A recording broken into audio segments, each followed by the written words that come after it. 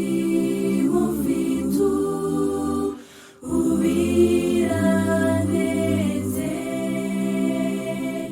shimira Imana yanjye ku byo yankoreye,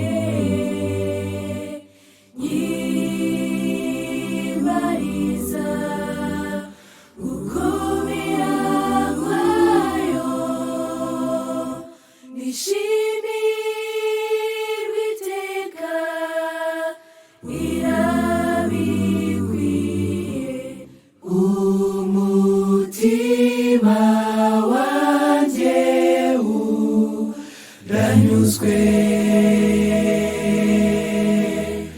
ubugingo bwanjye burakweguriwe,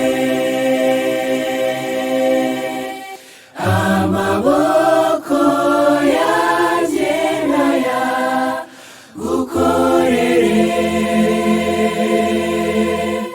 ubuzima bwanjye bukunezeze.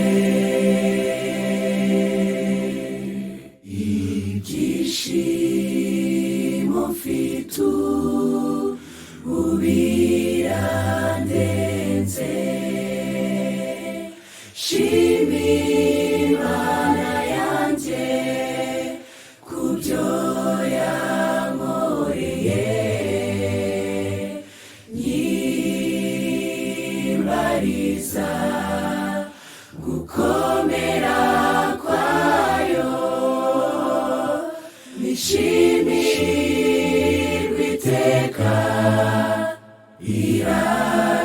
irabikwiye.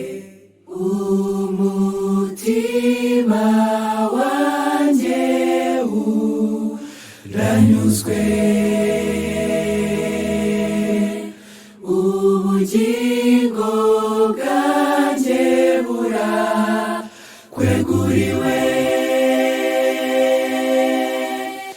amaboko yanjye nayagukorere,